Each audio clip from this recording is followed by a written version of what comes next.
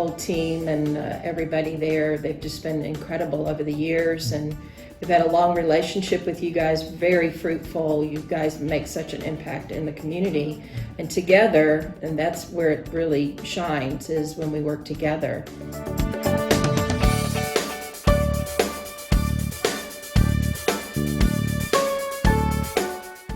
We really had the idea of bringing people together across socioeconomic lines and denominational lines. We're rooted in the gospel of Jesus Christ, and we work to create pathways out of poverty through mentoring relationships and the provision of essentials like food and clothing and diapers. And so through the years, we work with churches and we train them to understand the issues of poverty and how effective ways to alleviate that poverty.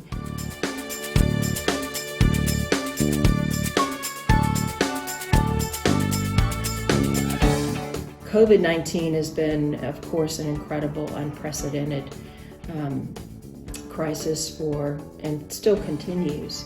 And just to give you some perspective of the family mentoring program that centers on families coming in and getting linked up with mentors, also receiving emergency help. We have already reached the number of people that we served all of last year, and we reached that in July. So we may double. We're not sure yet what the fall looks like, but people are still coming in. And the interesting thing is we have people that have never asked for help before. You can tell the fear, the uncertainty, and they've never had to navigate a system of getting resources or asking for help. The stories are pretty heartbreaking.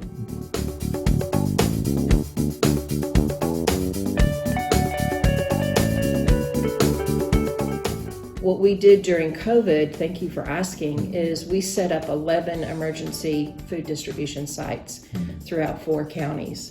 Like I said, we also have a food banking situation here. So we asked our partner churches to not only do mentoring, but set up an emergency site. So we had double the workload and only 10 volunteers at a time allowed in the ministry. That has changed now. So we'd like to invite people to come. Some people come as a group or a family or a business or a church group. We need volunteers. So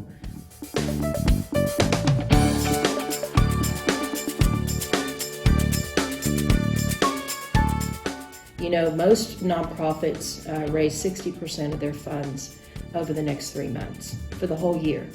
And so the fourth quarter is very critical for how we can maybe fund new programs and keep all the other programs funded for all of next year. So next year, when sort of COVID starts waning and people go back to normal, these families are still going to be in crisis and digging out. And so we want to make sure that going into next year that we're in a really good position, because we'll be carrying over all those extra families and children to make sure that we can do the types of things we do to make sure they end up out of poverty and we don't have a new generation